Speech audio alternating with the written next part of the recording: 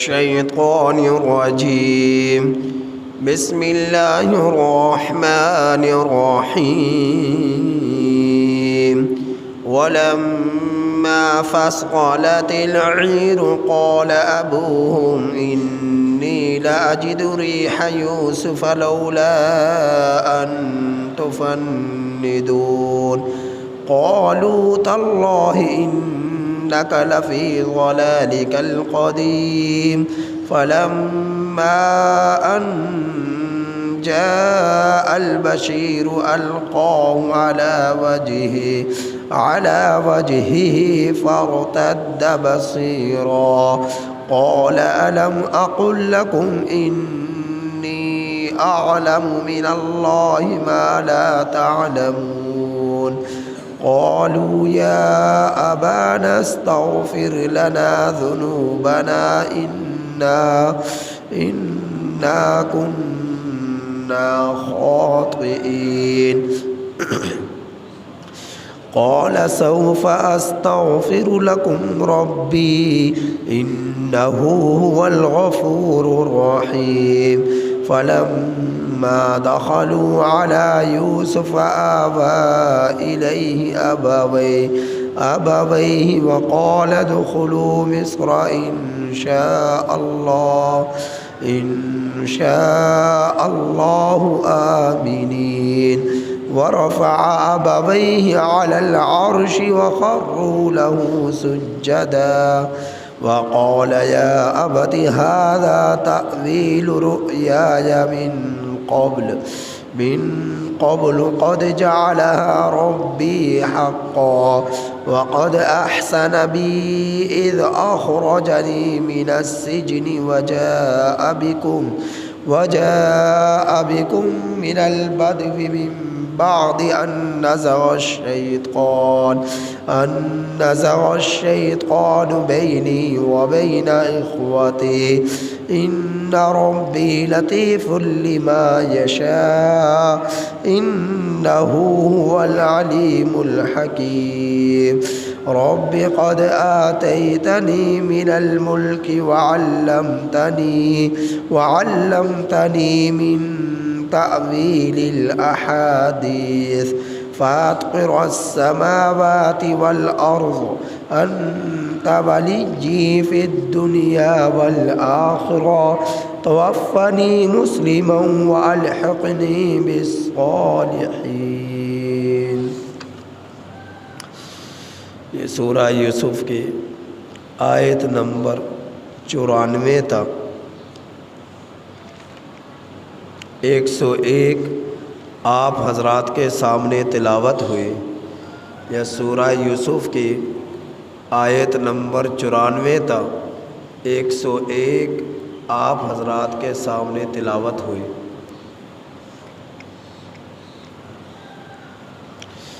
ان آیات کریمہ کا ترجمہ یہ ہے وَلَمَّا فَصَلَتِ الْعِيرُ اور جب جدا ہوا قافلہ قال ابوہ کہا ان کے والد نے انی لأجد بے شک میں البتہ پاتا ہوں ریح یوسف کی خوشبو لولا ان تفندون اگر تم مجھے بے عقل نہ کہو لولا ان تفندون اگر تم مجھے بوڑھا بے عقل نہ کہو. قالوا بھائی بیٹوں نے کہا تاللہ اللہ کی قسم انک لفی ضلالک القدیم بے شک آپ البتہ پرانی غلطی میں ہیں. فلما پھر جس وقت ان جاء البشیر آیا خوشخبری دینے والا القاہ ڈالا یوسف کے کرتے کو علی وجہہ والد کے چہرے پر فرتد بصیرا سو لوٹ آئی بینائی. قال فرمایا یعقوب نے الم اقل لکم کیا میں نے نہ کہا تھا تم لوگوں کو انی اعلم من اللہ،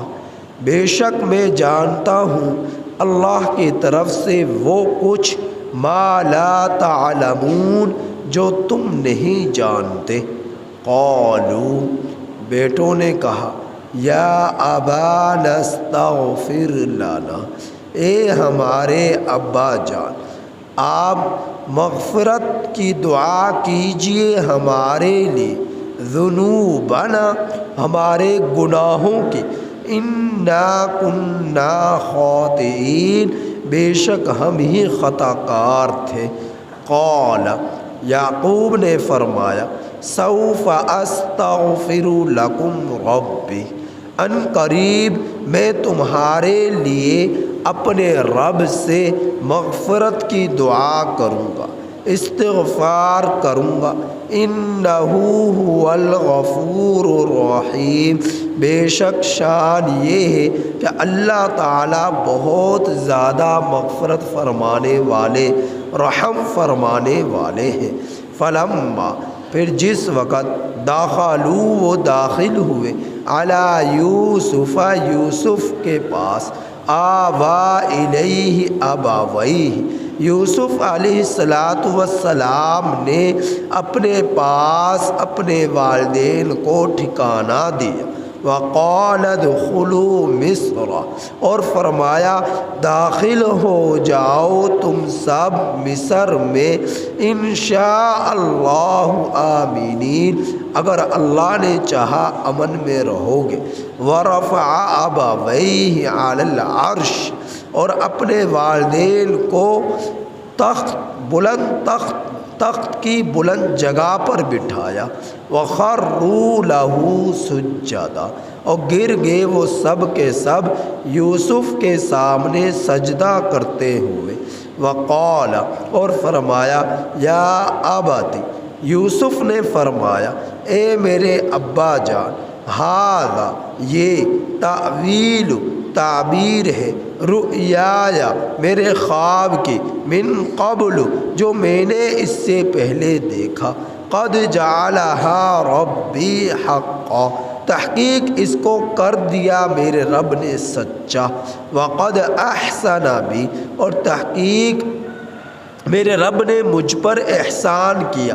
اذ اخرجنی من السجن، جس وقت اللہ نے مجھے قید خانے سے نکالا، وجاء بکم من البدو، اور تمہیں لے کر آیا دیہات سے، من بعد ان نزغ الشیطان، بعد اس کے یہ کہ شیطان نے دشمنی ڈالی، بینی و بین اخوتی، میرے درمیان اور میرے بھائیوں کے درمیان، ان ربی، بے شک میرا رب، لطیف لما یشاء، البتہ باریک چیزوں سے بھی باخبر ہے جو وہ چاہے، باریک بین ہے جو وہ چاہتا ہے۔ انہ هو العلیم الحکیم، بے شک اللہ تعالیٰ وہ خوب جاننے والا، حکمت والا ہے۔ ربی، اے میرے رب، قد آتیتنی، تحقیق تو نے مجھے دی، من الملک، بادشاہت، وعلمتنی من تعویل الاحادیث، اور آپ نے مجھے علم دیا خوابوں کی تعبیرات کا، فاطر السماوات والارض، زمینوں اور آسمانوں کو بغیر نمونے کے پیدا کرنے والا، انت ولی، بے شک آپ ہی، انت ولی، آپ ہی میرے مددگار ہیں، فی الدنیا، دنیا میں، والآخرہ، اور آخرت میں، توفانی مسلمہ، آپ مجھے وفات دیجیے گا مسلمان ہونے کی حالت میں، والحقنی بالصالحین، اور مجھے ملا دیجیے گا نیک لوگوں کے ساتھ۔ ان آیات کریمہ میں کچھ آیات کریمہ کی کچھ تفصیل پہلے ہو چکی تھی، یہ بات پہلے بیان کی جا چکی کہ حضرت یوسف علیہ السلام کے بھائیوں کا جب تیسرا سفر ہوا، اس تیسرے سفر میں اللہ جل جلالہ نے حضرت یوسف علیہ السلام کے دل میں اس بات کو ڈال دیا کہ اب وقت آ پہنچا ہے کہ شناخت کرا دی جائے اور پہچان کرا دی جائے اور راز کو کھول دیا جائے۔ تو راز کو کھولا گیا۔ یوسف علیہ السلام کے بھائی جب آئے تیسرے سفر کے ساتھ تو حضرت یوسف علیہ السلام نے فرمایا تم جانتے ہو تم نے کیا کیا اس کے بھائی کے ساتھ؟ تو بھائیوں نے اس بات پر تعجب کیا کہ اس کو کیا پتہ کہ ہم نے اس کے بھائی کے ساتھ کیا کیا؟ تو غور سے دیکھا تو پہچان لیا اور استفہامیہ انداز میں فرمایا کہ کیا آپ یوسف ہیں؟ تو حضرت یوسف علیہ السلام نے فرمایا کہ ہاں میں یوسف ہوں اور یہ میرا بھائی بنیامین ہے۔ یہ حضرت یوسف علیہ السلام نے فرمایا اور پھر اس وقت فرمایا کہ میرا یہ کرتا لے کر جاؤ اور میرے والد کے چہرے پر ڈالنا تو اللہ رب العزت اس کی برکت سے آنکھوں میں بینائی کو لوٹا دیں گے۔ وہ اب تک آنکھیں کمزور ہو چکی تھی، بینائی کمزور ہو چکی تھی، فرمایا کہ بینائی لوٹ آئے گی۔ تو اس کا ذکر ہے کہ وَلَمَّا فَصَلَتِ الْعِيرُ، مصر سے اب قافلہ واپسی کا سفر کنعان کی طرف کرنے جا رہا ہے، جو کہ آج کل اس کا نام القدس الخلیل ہے۔ تو وہ یہ 8 سے 10 دن کا فاصلہ تھا۔ اب اس طرف وہ قافلہ روانہ ہوا تو روایات میں 3 دن کا سفر بھی آتا ہے کہ جہاں 3 میل کے ابھی مسافت پر تھے کہ خوشبو آ گئی یعقوب علیہ السلام۔ تو یوں کہا جا سکتا ہے کہ سفر تو تھا مصر سے القدس الخلیل تک تقریباً 8 سے 10 دن کا، لیکن مصر سے جب قافلہ روانہ ہوا اور کنعان شہر پہنچنے میں تقریباً جب 3 میل کا فاصلہ رہ گیا تو اللہ نے اس کرتے کی خوشبو یعقوب علیہ السلام تک پہنچا دی، اور یعقوب علیہ السلام نے پھر اس وقت اپنے بیٹوں سے فرمایا کہ مجھے یوسف کی خوشبو آ رہی ہے، اگر تم مجھے یہ بوڑھا تصور نہ کرو کہ بڑھاپے کی بنا پر عقل جا چکی کہ یہ اس طرح کی باتیں کر رہا ہے، کہ بہک چکا ہے، عقل کمزور ہو چکی ہے، اگر تم مجھے یہ نہ کہو مجھے یوسف کی خوشبو آ رہی ہے، یہ فرمایا یعقوب علیہ السلام۔ اب بیٹے تو وہاں گئے تھے تو کہہ کس سے رہے تھے؟ تو پوتے پڑ پوتے یہ بھی منزلہ بیٹوں کے ہوتے ہیں۔ تو یہ جو پورا خاندان قبیلہ تھا پیچھے 300 افراد پر، تو ان کو حضرت یعقوب علیہ السلام نے فرمایا کہ مجھے یوسف کی خوشبو آ رہی ہے۔ تو بیٹوں نے یہ کہا، یعنی پوتے پڑ پوتے نے کہا تاللہ، اللہ کی قسم، انک لفی ضلالک القدیم، البتہ ہم آپ تو پرانی غلطی پر ہیں۔ 40 سال بیت گئے، یوسف کا تذکرہ اکثر کرتے رہتے ہیں، آج پھر یوسف کا تذکرہ کر رہے ہیں، تو آپ غلطی پر ہیں۔ لیکن اسی دوران دیکھا تھوڑی دیر کے بعد اب یہ باتیں ہو رہی تھی، فلما ان جاء البشیر، تو آ چکا ایک خوشخبری دینے والا، اور اس نے آ کر یوسف کی خوشخبری سنائی کہ یوسف علیہ السلام مصر کا بادشاہ جو ہے حقیقت میں وہ یوسف ہی ہے، ہمارا بھائی ہی ہے، آپ کا بیٹا ہی ہے۔ اور پھر اس کرتے کو اپنے والد کے چہرے پر ڈالا، فرتد بصیرا، تو اللہ نے آنکھوں میں بینائی کو لوٹا دیا۔ پھر اس وقت یعقوب علیہ السلام نے فرمایا کیا میں نے نہیں کہا تھا تم لوگوں کو کہ میں اللہ کی طرف سے وہ کچھ جانتا ہوں جو تم نہیں جانتے؟ تو بھائیوں نے اپنے آپ کو غلط تسلیم کر لیا کہ واقعتاً ہم نے بہت غلطی کی، شیطان کے بہکاوے میں آ کر حسد میں مبتلا ہو گئے اور بھائی کو ہم نے والد سے دور کر دیا، ہم نے بہت بڑا یہ گناہ کیا۔ تو اب والد صاحب سے عاجزانہ درخواست کر رہے ہیں کہ آپ ہمارے گناہوں پر اللہ کی طرف سے معافی مانگیے، استغفار کیجیے، انا کنا خاطئین، بے شک ہم ہی خطا کار ہیں۔ قال سوف استغفر لکم ربی، تو یعقوب علیہ السلام نے فرمایا ان قریب میں اپنے رب سے تمہارے لیے مغفرت طلب کروں گا، بے شک اللہ تعالیٰ بخشنے والا رحم فرمانے والا ہے۔ اب انہوں نے تیاری پکڑی، اب سب کا سب خاندان یوسف علیہ السلام کے سے ملاقات کے لیے کنعان شہر سے روانہ ہونے والا تھا۔ وہ روانہ ہو چکا اور مصر جب پہنچا تو یوسف علیہ السلام نے مصر سے باہر ہی 2-3 میل کے فاصلے پر ایک جگہ کا تعین فرمایا تاکہ والدین اور بھائیوں کا خوب استقبال کیا جائے اور ان کو اعزاز بخشا جائے۔ تو مصر سے باہر ہی، اور مصر کے باہر جب وہ پہنچے 2-3 میل کے فاصلے پر، تو اللہ رب العزت اس کا ذکر فرما رہے کہ یوسف علیہ السلام کے پاس جب آئے، آوا الیہ ابویہ، یوسف علیہ السلام نے اپنے پاس اپنے والدین کو ٹھکانہ دیا۔ وقال ادخلوا مصر، اب یہ 2-3 میل کے فاصلے پر تھے، تو فرمایا اب یوسف نے اپنے بھائیوں اور والدین کو کہ داخل ہو جاؤ تم مصر میں انشاء اللہ آمنین، اگر اللہ نے چاہا امن میں رہو گے، کیونکہ تمہیں کوئی یہاں پر آنے کے بعد اب تمہیں کسی چیز کا کوئی خدشہ نہیں، کوئی تکلیف نہیں، کوئی غم نہیں، کسی چیز کا ڈر نہیں، اگر اللہ نے چاہا۔ دیکھو اب حالانکہ آپ کے پاس اقتدار تھا، پروٹوکول تھا، فوج تھی، لوگ تھے، آپ مصر کے بادشاہ بن چکے تھے اور سب سے بڑی بادشاہت آپ کو مل چکی تھی، تو آپ پھر بھی اللہ کی طرف نسبت فرما رہے کہ میرے پاس اگرچہ حفاظتی تمام تدابیر ہے، ذرائع ہے، اسباب ہے، لیکن اگر اللہ نے چاہا تو آپ امن میں رہو گے۔ یعنی اللہ چاہے تو تمام حفاظتی تدابیر کے باوجود نقصان کسی کو پہنچانا چاہے وہ پہنچا سکتا ہے۔ دنیا کی کوئی طاقت کسی کو نقصان سے نہیں بچا سکتی اگر اللہ اسے نقصان پہنچانا چاہے، دنیا کی کوئی طاقت کسی کو نفع نہیں پہنچا سکتی، اگر اللہ کسی کو تکلیف پہنچانا چاہے تو نفع پہنچانے والی ذات بھی اللہ کی، نقصان پہنچانے والی ذات بھی اللہ کی۔ تو حضرت یوسف علیہ السلام کا عقیدہ دیکھو، نظریہ دیکھو کس قدر مضبوط ہے کہ اللہ کی طرف نسبت فرما رہے، بس باوجود کہ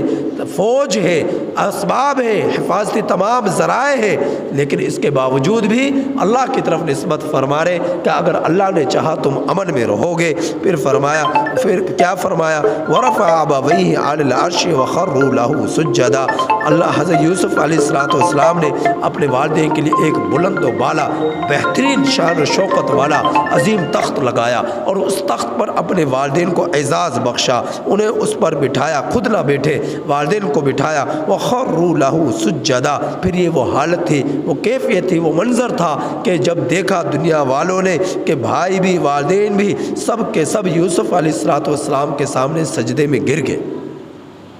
حضرت آدم علیہ السلام سے لے کر نبی کریم صلی اللہ علیہ وسلم کے زمانے تک سجدہ تعظیمی جائز تھا، سجدہ تعظیمی جائز تھا۔ نبی کریم صلی اللہ علیہ وسلم کے زمانے تک، آپ صلی اللہ علیہ وسلم کے زمانے میں آ کر شرک کے تمام اسباب کا سد باب کر دیا گیا، تو جو کیفیت اور صورت بنتی تھی شرک کی،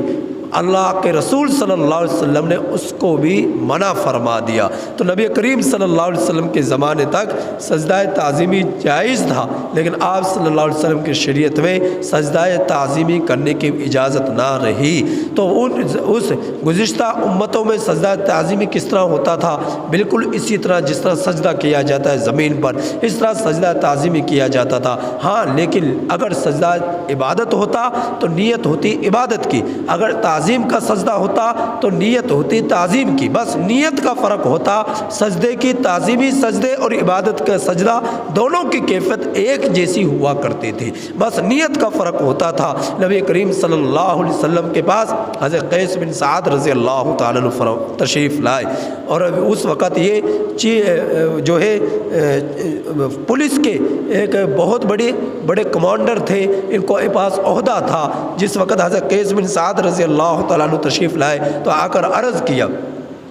کہ اے اللہ کا رسول صلی اللہ علیہ وسلم، ہم نے عراق میں دیکھا کہ وہاں کے لوگوں کو، یعنی پادریوں کو، وہاں کے چودھریوں کو، وہاں کے لوگ سجدہ تعظیمی کرتے ہیں، آپ ہمیں اجازت دیجئے ہم بھی آپ کو سجدہ کیا کریں۔ نبی کریم صلی اللہ علیہ وسلم نے فرمایا کہ میری شریعت میں سجدہ تعظیمی کی اجازت نہیں، اگر اجازت ہوتی تو میں بیوی کو حکم دیتا کہ وہ اپنے خاوند کو سجدہ کرے، لیکن اس شریعت میں سجدہ تعظیمی تعظیمی کی بھی اجازت نہیں ہے۔ لہٰذا کسی کے سامنے جھکنا، اس کا احترام کرتے ہوئے جو ہے سجدے کی طرف، سجدے کی سی شکل بن جائے، جھکاؤ کی سی شکل بن جائے، اللہ رب العزت کے پیغمبر نے اس سے بھی منع فرمایا۔ لہٰذا کسی کی عزت اور احترام کی خاطر آپ کسی کے سامنے جھکو، چاہے وہ کوئی ولی ہے، چاہے وہ کوئی پیر ہے، چاہے وہ کوئی بھی ہے، اس کے سامنے جھکنا جائز نہیں ہے۔ نہ کسی قبر کے سامنے جھکنا جائز، نہ کسی زندہ کے سامنے جائز، نہ کسی ولی کے سامنے جائز۔ کسی کے لیے بھی جھکنے کی جھکاؤ ایسا اختیار کرنا جو سجدے کی شکل پیش کرے یا اس کے سامنے سجدے کی کیفیت پیش کرے، تو ایسے جھکاؤ جائز نہیں ہے۔ آپ کسی سے ملے تو آپ کی گردن بالکل سیدھی ہو، آپ کا جو ہے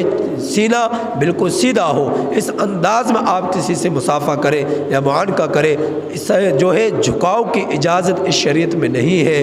اور اس شریعت میں نہیں ہے، کیونکہ یہ شرک کی صورت پیدا کرتی ہے اس طرح کا جھکاؤ۔ تو نبی کریم صلی اللہ علیہ وسلم نے اس سے منع کر دیا کہ سجدہ تعظیمی کی میری شریعت کے اندر اجازت نہیں ہے۔ بہرحال تو وہ اس شریعت میں اجازت تھی، تو انہوں نے جو سجدہ کیا وہ تعظیمی سجدہ کیا، عبادت کا سجدہ یوسف علیہ السلام کے سامنے نہیں کیا۔ تو حضرت یوسف علیہ السلام کے سامنے انہوں نے سجدہ کیا، اس وقت حضرت یوسف علیہ السلام نے فرمایا یا ابتی ھذا، اے میرے ابا جان، ھذا تعویل، یہ تعبیر ہے، رؤیا من قبل، میرے خواب کی جو اس سے پہلے میں نے دیکھا، آج میرے رب نے قد جعلھا ربی حقا، اسے سچا کر دیا ہے، وقد احسن بی اذ اخرجنی، اور میرے رب نے مجھ پر احسان کیا، اذ اخرجنی من السجن، جس وقت مجھے قید سے نکالا۔ حالانکہ اللہ نے اس وقت بھی احسان کیا جس وقت آپ کو کنویں سے نکالا، لیکن بھائیوں نے شرمندہ ہونا تھا، بھائی شرمندہ کہیں ہو نہ جائے، اس لیے کنویں سے نکالے جانے کے احسان کا اللہ کے سامنے تذکرہ نہیں کیا، بلکہ قید خانے سے نکالے جانے کا تذکرہ جو ہے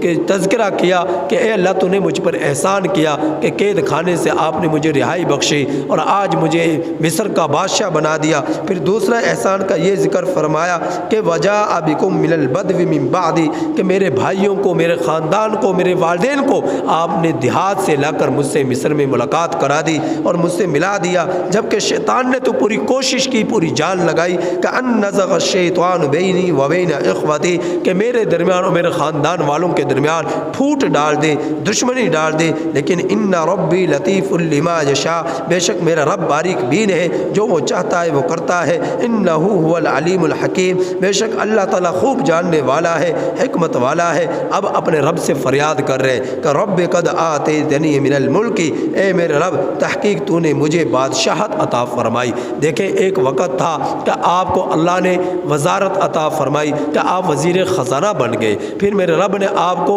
مزید ترقی نصیب فرمائی کہ آپ مصر کے وزیر اعظم بن گئے، پھر میرے رب نے مزید ترقی نصیب فرمائی کہ ریان بن ولید یا ولید بن ریان جو مصر کا بادشاہ تھا، اس نے وہ ایمان لے آیا تھا اور اس نے اسلام قبول کر لیا، حضرت یوسف علیہ السلام کی نبوت کو تسلیم کر لیا، تو اس نے یہ کہا کہ اب میں مجھے یہ حق نہیں ہے کہ میں آپ پر ایمان لانے کے بعد ابھی بھی اقتدار کو سنبھالوں یا میں بادشاہت کی ذمہ داری کو نبھاؤں، اب آپ ہی اس لائق ہیں کہ آپ اس ذمہ داری کو نبھائیں، سنبھالیں اور مصر کے اقتدار کو سنبھالیں اور اس مسکنت پر آپ تشریف فرما ہو، آپ ہی کو جچتی ہے یہ بادشاہت، یہ مسکنت، تو آپ جو ہے دستبردار ہو گئے اس بادشاہت کے عہدے سے اور حضرت یوسف علیہ السلام کے سپرد کر دی مصر کی بادشاہت۔ تو فرمایا کہ آپ نے مجھے مصر کا بادشاہ بنا دیا اور آپ نے مجھے خوابوں کی تعبیر کا علم دیا۔ پھر اللہ کی تعریف کریں، صفات بیان کریں، فاطر السماوات والارض، فاطر کہتے ہیں بغیر نمونے کے پیدا کرنے والی ذات، یعنی کوئی سانچہ پہلے سے بنا ہو، جیسا کہ میرا آپ کا چہرہ بن گیا، وجود بن گیا، اب اگر دوبارہ پیدا کرنے والی ذات پیدا کرے گی تو اس کے لیے یقیناً وہ پیدا کرے گی، تو اس کے لیے پیدا کرنا، اس طرح کے شکل بنانا، صورت بنانا یہ آسان ہے بنسبت اس کے کہ پہلی مرتبہ جو مجھے پیدا کیا، آپ کو پیدا کیا، اس وقت جو شکل عطا فرما دی، صورت عطا فرما دی، زبان کی جو ہے کیفیت کہ کس طرح کی میری بولی ہے، میرے موٹی آواز ہے، باریک آواز ہے، میں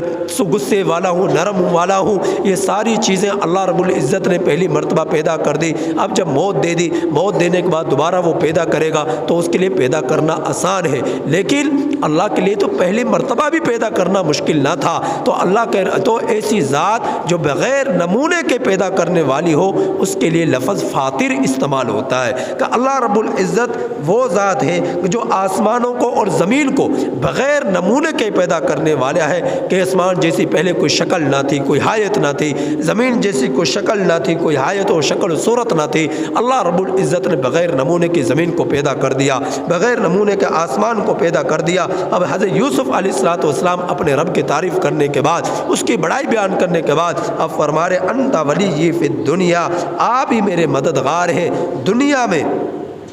والآخرہ اور آخرت میں۔ اب اللہ سے دعا کر رہے ہیں تو سب سے بڑی دولت، عظیم دولت اس کی اللہ رب العزت سے دعا کر رہے ہیں توفنی مسلمہ، اے میرے رب جب آپ مجھے وفات دینا تو اسلام کے حالت میں دینا، کفر کے حالت میں نہ دینا۔ اب یہ اللہ کے پیغمبر ہے لیکن پھر بھی ڈر رہے کہ کہیں مجھے موت آئے تو کفر پر نہ آ جائے، کچھ نہیں پتہ کہ موت کس حالت میں آئے گی، ایمان کی حالت میں آئے گی یا اسلام کفر کی حالت میں آئے گی، یہ پیغمبر کو بھی نہیں پتہ۔ چہ جائے کہ میں یہ کہوں کہ اللہ کے نبی عالم الغیب ذات ہوتی ہیں، اگر غیب کا علم ہوتا تو یہ دعا کبھی نہ کرتے اللہ رب العزت سے کہ اللہ تو مجھے وفات اسلام کی حالت میں دینا۔ کیوں یہ دعا کر رہے کہ کچھ نہیں پتہ موت ایمان کی حالت میں آئے گی یا کفر کی حالت میں آئے گی، تو اللہ کے پیغمبر یہ دعا کر رہے، جس سے ہمیں یہ میسیج ملتا ہے کہ مجھے اور آپ کو بھی ہمیشہ یہ دعا کرنی چاہیے کہ اللہ کہیں کفر پر موت نہ آ جائے، کفر پر خاتمہ نہ ہو جائے، آخری لمحہ ہو تو ایمان ہی کی حالت میں موت آئے، اسلام ہی کی حالت میں موت آئے۔